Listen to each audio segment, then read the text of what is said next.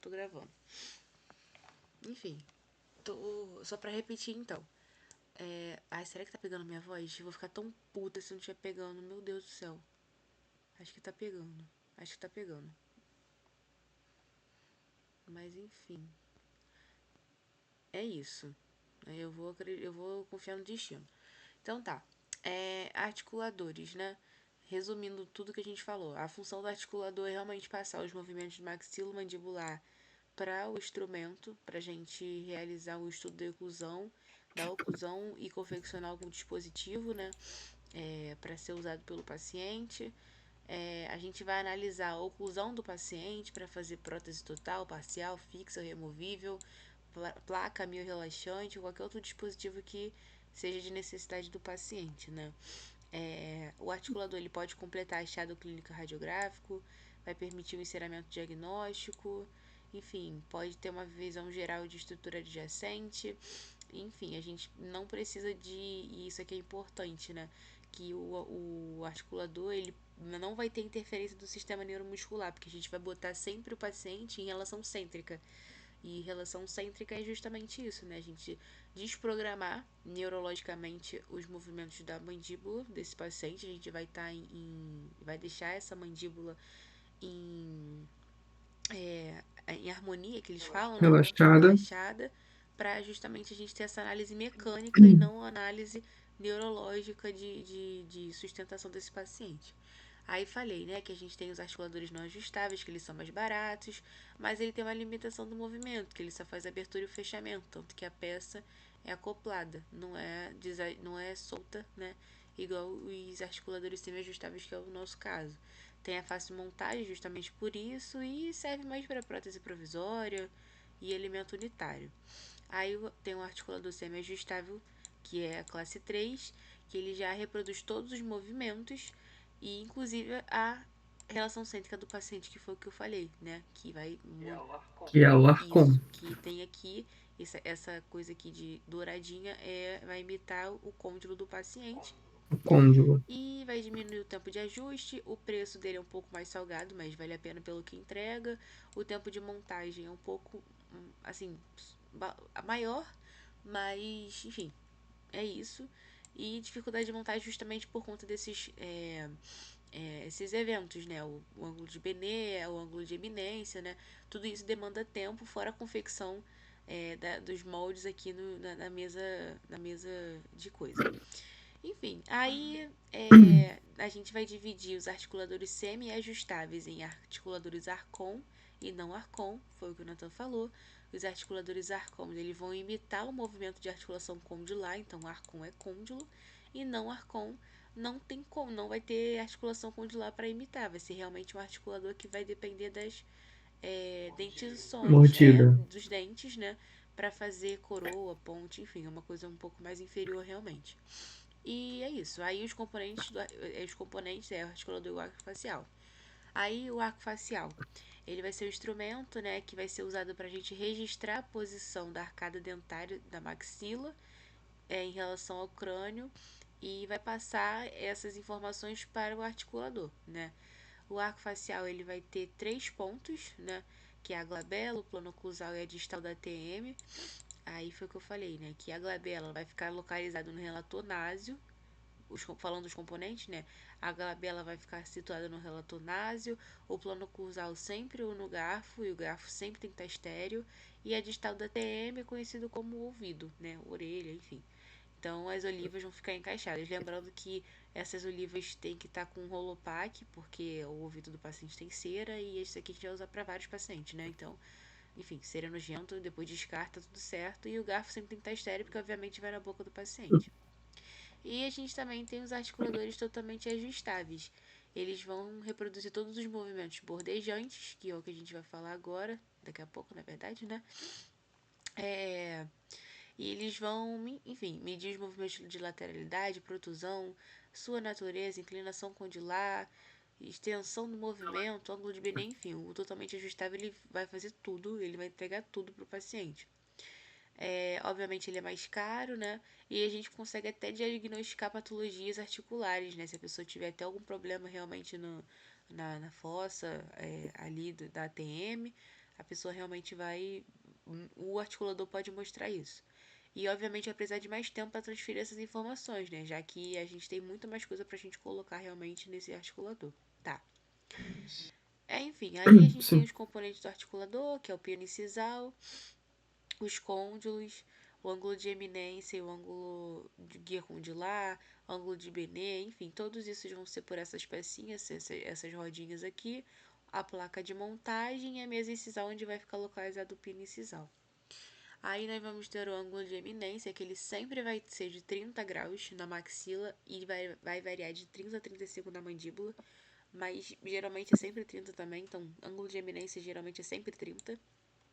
E o ângulo de Benet vai ser 15 graus lateralmente.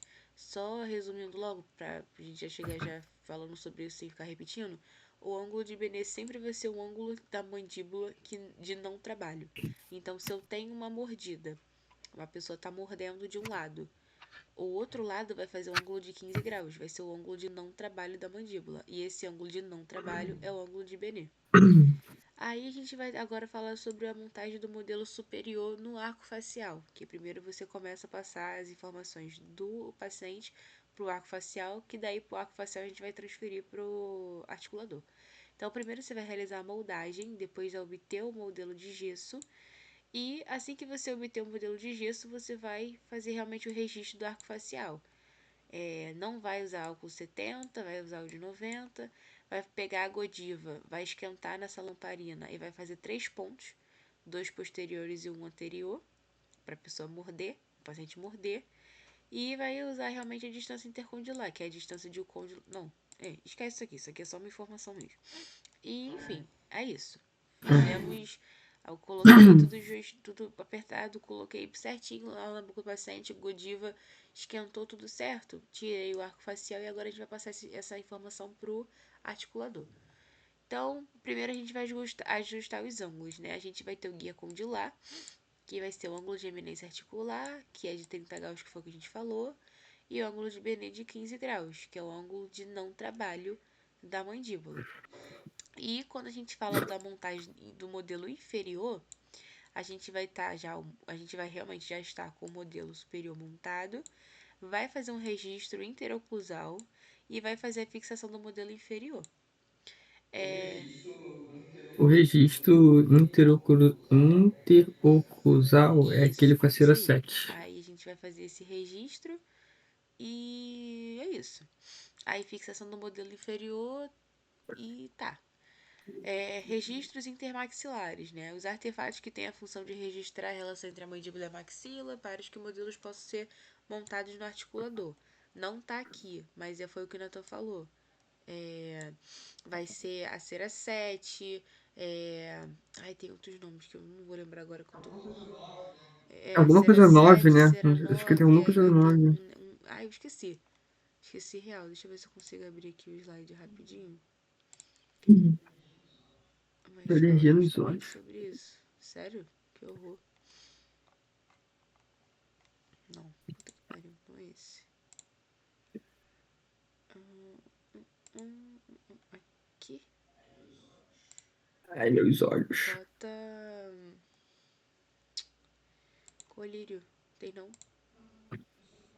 Não, assim, acabei de pegar aqui. Enfim, gente. Não dá pra mostrar isso. Mas, enfim. São esses. O Oi? shampoo da Eudora é bom? Shampoo da Eudora é bom? Mas espera aqui, vou passar no olho? Porra, tá. Não, porra. Shampoo continua tá Pô, tá R$ 60 muito os dois. barato. Aonde isso? Ah, tá. Na Amazon. Geralmente é cento e pouco, quase 200. Enfim, voltando, que eu quero dormir. Porra. Registro Vai. Uhum. intermaxilar, é isso. Montagem, aí a gente vai realmente fazer a montagem em MIH e montagem em RC. Quando a gente fala da montagem máxima intercuspiração Uhum. orbital, vai ter Uhum. outro slide sobre isso, mas resumindo, vai ser realmente para a gente fazer, passar as informações de instabilidade dos modelos. Se a gente analisar que o paciente tem todos os dentes em contato perfeitinho, tudo certinho, esse registro é desnecessário, porque a gente vai perder tempo fazendo isso. Mas já que se a gente perceber que tem um contato prematuro dos dentes, ou se não tem nenhum contato, é bom a gente registrar isso, porque vai ser importante para colocar de informação no nosso articulador. E a montagem em RC é o uso do jig de Lúcia, né, que a gente fez isso no laboratório, que é desprogramar Programar. neurologicamente o movimento de relaxamento da mandíbula para que a gente consiga é, tirar essa memória proceptiva, ter um relaxamento muscular, fazer uma desoclusão dos dentes posteriores e permitir o reposicionamento da mandíbula em relação cêntrica. Literalmente isso. Então, é isso. É isso. A matéria dessa aula foi isso. Aí tá. Aí depois a gente vai falar sobre essa aula. Essa aula aqui é muito rápida. Aí aqui embaixo que começa só falando das coisas de DVO, DVR, enfim. Sistema estomatognático é um sistema que vai envolver essas coisas aqui, né? Mastigação, deglutição, paladar, fala, respiração. Tudo isso faz parte do sistema estomatognático. Os componentes desse sistema são os dentes, estruturas de suporte, ou seja, ligamento periodontal, osso alveolar, tudo isso faz parte desse sistema. Ossos, articulações temporomandibulares, ligamentos, músculos. E aqui ele falou mais ou menos sobre os músculos da mastigação, né? Que é o temporal, o masseter e o pterigóide lateral. Não sei se é importante, mas é bom saber que o temporal ele eleva a mandíbula. O masseter ele é elevador e faz a protusão da mandíbula. E o pterigóide lateral faz elevação e protusão também. Aí aqui tem aqueles termos que caiu, que é lateroprotusão, significa que está direito ou esquerdo. Retrusão sempre vai ser para trás. Protusão para frente, quando a gente pega a mandíbula e bota para frente dos dentes superiores, né? Então, retrusão para trás, protusão Uhum. para frente. Tração para fora e compressão para dentro. Aí tem essa imagem aqui mostrando, mas enfim, acho que esses termos realmente não vão cair. Aí fala sobre os ossos, revisão por alto, maxila, mandíbula, osso temporal, onde fica aqui onde a fossa, onde fica a TM, o disco articular. E a gente tem a articulação temporomandibular, né? A articulação temporomandibular, ela é uma articulação responsável pelos movimentos da mandíbula e o disco, ele é responsável por esse deslizamento. Se a pessoa tiver um problema nesse disco, a pessoa pode ter um possível trismo, enfim, outros tipos de problema relacionados à abertura e o fechamento dessa boca, né? Então, é uma articulação composta, né? Ela possui mais de três ossos, é uma articulação móvel, então permite movimentos de rotação e translação, e é do tipo complexa. Esse disco articular ele divide em espaço articular superior e inferior. Enfim, faz os movimentos de protusão, retração, elevação e depressão, e efeito de tecido conjuntivo denso fibroso. Enfim, aí a gente fica dentro dessa cápsula, enfim, não precisa falar muito sobre isso. Aí, componentes do ligamento, né? Os ligamentos que ficam segurando, porque foi o que eu falei. A gente tem que ter ligamento nessa região, porque o disco ele só faz o movimento de deslizar. Agora, quem segura esse côndilo dentro dessa cavidade são os ligamentos. Então, os ligamentos eles são feitos É de o tecido ligamento. conjuntivo colaginoso. Eles vão ajudar a fortalecer e estabilizar as articulações para permitir os movimentos de determinadas direções, ou seja, eles são limitadores de movimento. Então, se a prova falar alguma coisa do tipo assim, limitador de movimento, a gente vai estar falando de ligamento. Limitador de movimento é ligamento.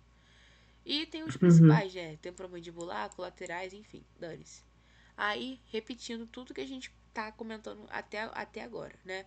A relação cêntrica é um conceito temporomandibular. Ela vai estar sempre relacionada à TM e não aos dentes. Não tem nada a ver com contato dentário.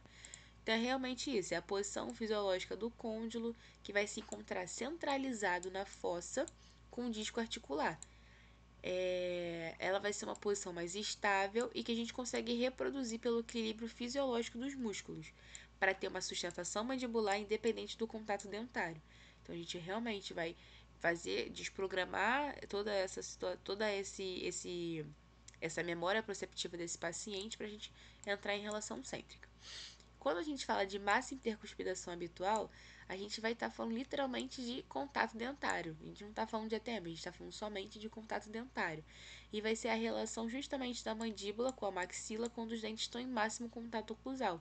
A gente vai pedir para esse paciente ter o contato dos posteriores, o maior contato que ele conseguir. E pode ser uma posição variável, pode ser modificado também por restauração, se a pessoa tiver uma restauração errada, ou alta, ou quebrada, reabilitação, prótese, ortodontia, enfim. Tem diversas variações, né? E. A curva de Não, Speed desse maluco aí bizarra. tá erradona. Bizarrésima. E é isso. É isso. Acho que não precisa saber mais do que isso aqui, não. E tá bom. Aí a gente tem a oclusão em relação cêntrica, que foi aquilo que o Nathan falou, que é quando a relação cêntrica é o mesmo valor que se encontra no mesmo valor que a MH. E isso é muito difícil, porque é muito difícil uma pessoa realmente ter esse tipo assim, Só essa uma barba. igualdade nessas duas posições, assim, orgulho do ortodontista, né? Mas é assim, muito difícil, não é comum que aconteça, então não acho que ele Hum, possa cobrar isso aqui também se ele falar. É realmente isso, a posição que ocorre é a coincidência desses dois, é, desses dois fatores. Aí a gente vai falar agora da dimensão vertical. a morte. A dimensão vertical ela vai ser uma medida da face entre a mandíbula e relação maxilo ao plano vertical. É bom a gente saber que plano vertical a gente vai estar falando de dimensão vertical. Sendo, por exemplo, na base do nariz, na linha média e do mento. Então a gente vai dividir o rosto do paciente, né, em 3 terços, né? E a gente vai analisar se está de acordo com essa dimensão vertical. E é classificada de duas formas: a dimensão vertical de oclusão e dimensão vertical de repouso. Quando a gente fala de dimensão vertical de oclusão, Pedro Queixada. Pedro Queixada. Dimensão vertical de oclusão, quando o paciente está os músculos vão estar em máxima, melhor, os dentes vão estar em máxima intercuspidação e os músculos vão estar contraídos em seu ciclo de potência máxima. Então você vai pedir para o seu paciente ter realmente esse contato oclusal o máximo que ele puder e esse contato máximo vai ser a medida da minha DVO. E é a partir desse momento que a gente vai identificar se a pessoa tem realmente essas alterações, né? E essas alterações, principalmente da dimensão vertical reduzida, vai ter esses problemas aqui, né? Que é a redução do terço inferior da face, vai ficar com uma aparência mais velha, né? Então, assim, a Hoff também trabalha muito com isso. Alterações da fonética, tonicidade muscular, estética e umedecimento acentuado dos ângulos da boca, que é aquele triangular, que é aquela babinha que a gente faz aqui do lado. E a dimensão vertical de repouso é a DVR. Ela realmente é uma posição de repouso a qual ocorre o estado de equilíbrio estático dos tecidos faciais. A partir do momento que você pede para o paciente fechar o mais que ele puder e fazer realmente força nesse músculo, quando você pedir para relaxar, ele vai estar em total repouso. Então é esse repouso que a gente tem que registrar, né, no nosso paciente. Independe da presença de dente, pois a altura facial com a posição normal da mandíbula em relação ao crânio. E é isso. Realmente ele relaxado, né? E o espaço funcional livre justamente vai ser esse espacinho que fica, essa alteração de que varia de 2 a 4 milímetros da DVR para DVO. O espaço funcional livre é justamente isso. Ah, Caralho, eu sempre esqueço que é DV, mano. dimensão vertical. Dimensão Dimensão vertical. vertical. Dimensão. Isso aí. É dimensão vertical? Porra, Dimensão caralho, agora eu vertical. gravei. Aí DVO de Dimensão oclusão. vertical de oclusão. Repouso. Dimensão vertical Isso aí. de repouso. Aí, pra Tá. finalizar, tem aquelas coisas dos gráficos que a gente gravou, né? Aí, enfim, antes disso a gente tem que saber esses termos aqui. Overjet foi o que a Gabi falou. Overjet jato horizontal. Horizontal, né? Já. Vai estar entre os dentes superiores e anteriores dos lábios. E overbite é quando os dentes de cima cobrem isso. Overbite, Vai estar mordida cobrindo. Bite é a mordida que você falou, né? na vertical. Isso aí. Então vai estar Uhum, na cobrindo mão os dentes de vertical. baixo, né? Os dentes de cima cobrem, ai, os dentes de baixo. Então a gente vai falar da mecânica dos movimentos mandibulares agora, né? Quando a gente fala de mecânica de movimento, a gente fala de três, né? Três não, de dois, que de dois vira para quatro, mas vamos chegar lá. Rotação, que é o movimento que a gente vai realizar para cima e para baixo, e o de translação, que vai ser um movimento de protusão, retrusão e lateralidade. Porém, a translação ela vai se dividir em dois, que são os movimentos bordejantes e os intrabordejantes. Os movimentos bordejantes são os Sim. movimentos máximos que a gente consegue realizar, ou seja, os ligamentos presentes nessa fossa, né, articular vão limitar os movimentos dessa mandíbula.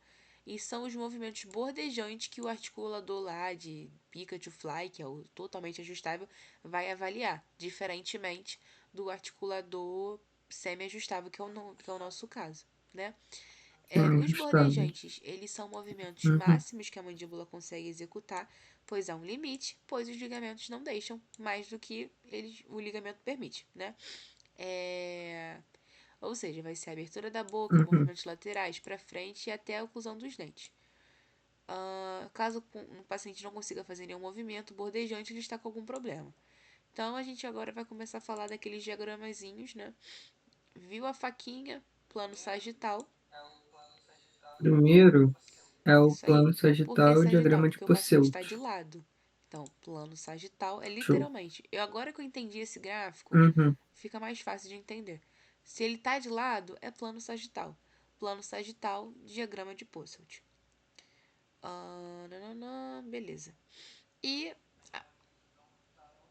Aí isso. vem o Aí tem horizontal, isso. O né? horizontal que a gente vai estar falando do arco gótico de Gizeh. Por que vai estar horizontal? Porque a gente vai estar vendo a mandíbula de cima. Então é como se você estivesse realmente vendo a mandíbula de cima. É só você pensar que está vendo a mandíbula de cima, então é um movimento horizontal. Lembrando que esse movimento horizontal a gente vai estar falando do ângulo de Benet, que é o lado de não trabalho, né? Então esse lado está em oclusão, Não esse lado trabalho, aqui vai fazer realmente o ângulo de Benet de 15 graus. não tá.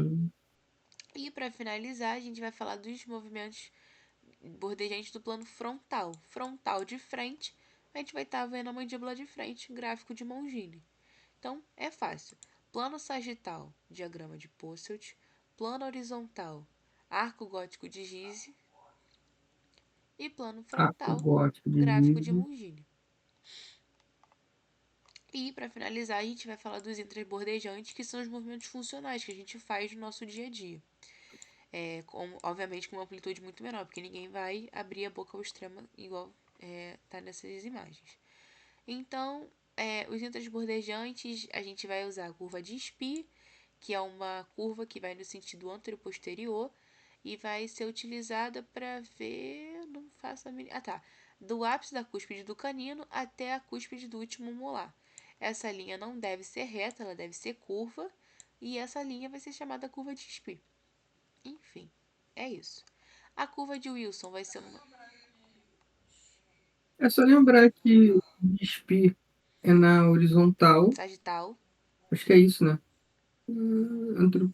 Tipo, é sentido antero-posterior e é plano sagital. E a de Wilson é no plano Isso, frontal, que é sentido de pré a lateral. pré. Que é só possível ser observado olhando a mandíbula de frente. E é isso. Aí a gente vai ter os guias dos movimentos, que é aquela porrinha lá que a gente fez, que a gente faz, na verdade, né, pra colocar no articulador. Topo a topo, que é o Guia guia incisal, canina, guia guia canino, nananã. incisal. E é isso. Aí foi o que eu falei, os mecanismos de proteção mútua. Os dentes posteriores, quando eles estão em contato topo a topo, eles vão proteger os posteriores, né? Protege o Assim superior. como os dentes posteriores vão proteger os anteriores de contato excessivo. Aí os critérios para ter uma oclusão ideal é realmente isso, né? A gente ter esse mecanismo de proteção mútua, dimensão vertical de oclusão adequada, nem ter uma dimensão vertical alongada ou reduzida, a gente ter realmente os 3/3 da face de acordo, né, com o mesmo tamanho, justamente para a gente não ter problema na oclusão desse paciente. Uhum. contato dentário bilateral simultâneo e homogêneo e forças oclusais direcionadas ao longo eixo dos dentes. É isso. Essa aula foi isso. Aí, Cara, eu bem acho que eu tenho um premolar tu maior acha que que o tu tem outro. contato prematuro? Eu acho que meu premolar de... Não, eu acho que meu premolar direito superior é maior do que meu premolar esquerdo. Depois tu pede pro professor ver isso. Tá. Amanhã eu te Qualquer coisa mostro. dá até pra lixar, pô. É, mas eu acho que é. Será que tá gravando? Acho que tá gravando, né? Acho que tá gravando. Eu vou mudando de tela aqui. Aí, enfim, aí temos. Aí tá, a montagem do inferior é a mesma coisa que a gente falou, né? E aqui não tem muito o que. Sim. É, a única coisa de diferente é que a Isso. gente não tem os ângulos. A gente tem que botar o gesso 4 ali também, depois o gesso tipo 2, colocar a cera 7 para fazer a oclusão. Tem que colocar o pino lá, que eu esqueci o nome, Pinicisal. pino preto, o pino incisal, o, o pino incisal na base incisal. O pino incisal a gente pode subir a 1 ou 2 milímetros para tirar o tamanho da cera 7 e deixar o pino bem centralizado na base Isso, incisal, fechou. para ficar certinho. É isso, não acho que É não mais isso, não tem pula, muito mas. o que falar sobre isso mais não. Tá certo. Aí, Ah, é, e assim, essa aí é decoreba, saber mano. que as arestas são as linhas, as vertentes são as faces. A gente vai ter na ponta de cúspide, a gente vai ter uma vértice, que é o ponto, né? E é Uhum. isso. A gente vai ter a área. Não, a área já falei. O sulco vai ser a depressão, vai ser o encontro de duas vertentes internas. E a partir disso, daqui pra frente é só pra trás, filho. Só entregar na mão de Deus mesmo. Como a gente revisa essa parte. Lembra do principal. Aresta longitudinal e aresta transversal e aresta transversal proximal. Lembra dessas que são as principais. E a vertente, se você acertou a aresta longitudinal, você vai acertar a vertente. O nome é o mesmo. Só vai botar vertente É, o oclusal e que quebra é essa vertente diferença aqui. externa. Porque não Entendeu? fica proximal, vai virar crista marginal. Mano, foda pra caralho. Ai, Jesus Cristo. Crista marginal, é. É, Mas vamos rezar para não isso. cair uma crista marginal. Mas é isso, eu parar aqui a gravação.